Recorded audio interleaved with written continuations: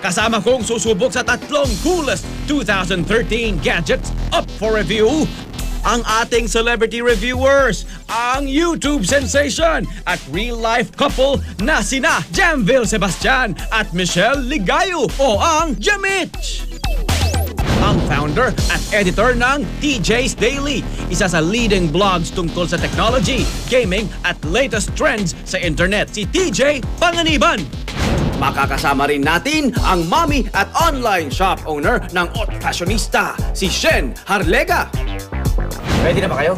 Ready Yes, na. ready na Kuya Tangat. Ito ang ating unang gadget up for review. 16 megapixels, Wi-Fi ready, at touchscreen yan. At Android yan na camera. Saan first impression ko, this is designed for the casual user. Super sleek niya. Parang it's replacement of my phone. Ako natuwa ako kasi ngayon ako nakakita ng camera na may apps. Ako kahit saan ako pumunta, mahilig ako mag-games. Sa akin naman yun sa camera kasi mahilig kami mag-Instagram. Lalo na ako. Siyempre, pictures, malinaw, tapos diretso na kagad ng Instagram. So, okay sa amin to. Okay? So, nandito tayo ngayon sa Nuvali. At syempre, marami tayong pwedeng puntahan dito. Explore natin. Habang ina-explore natin further ang ating Nikon S800C. Alright? Let's go for it! Go, my friend! Do it! Kuya, Kamuhin mo recording. Hello, Jabish! Alright, smile guys. 1, 2, 3.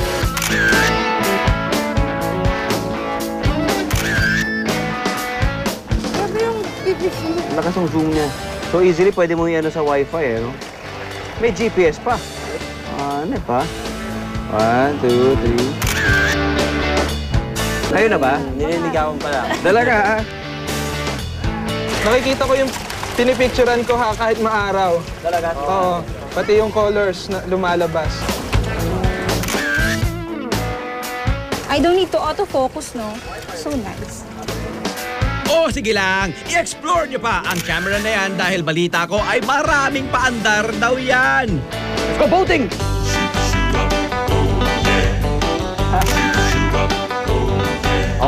Okay, picturean! Video, back!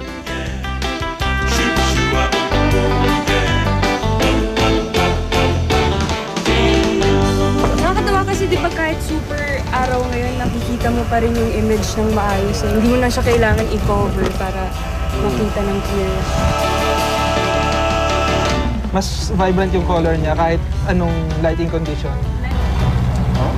Pwede ka pa mag-ganyan dito, oh. Oh. Galing. Hindi mo na kailangan mag-sweep na ganyan na parang traditional camera. Dito tatapat mo lang kung ano yung nakikita mo, yun yung kukunan niya. Super easy niya gamitin. Super easy. Halimbawa ito kanina, nakita ko yung wide dito, wide shot nila Jamich to, di ba? Gusto ko sila i-crop. So you just swipe it like that, using your 2 fingers, and then merong icon ng scissor. Tapos save mo siya, and then you can crop it. You can crop Tapos it anytime. diretso upload na sa Instagram. Pop the pop! Hi, Jamit! Hi, Pato! So ganito, paano mag-video, Ito po si Tony Padgama. hold mo lang to, tapos ito yung movie. Yan. Hi, hello! Hello, Jamit! Hindi lang alam ko sabihin nyo. Hello, Jamit! I'm your #1 fan! Smile, smile! Kaway! Sabi ka, pop na pop! Bababa na tayo. Subukan natin ng yung sharing capability ng ating Nikon na camera. Sige nga, tingnan natin ang ibang ipinagmamalaking features ng Nikon Coolpix na ito. Aber! Gamit ang kanilang Nikon S800C, i-upload na nila agad-agad ang kanilang footage, yung mga stills, yung video doon sa internet, sa Instagram, sa Facebook, sa Twitter, kung saan-saan pa. Log-in muna ako. Log-in muna si Shen. At nagkanya-kanya na nga ang ating reviewer sa pag-upload sa kani-kanilang accounts. Jamit, uploaded sa Instagram. Guys, picture pa meron. Yay! Parang kompleto na. Parang SIM card na lang. Lalagyan mo na siya ng SIM card. Kompleto na siya. Pwede mo na siya gamitin phone. Kaso, wala nga na siyang SIM card.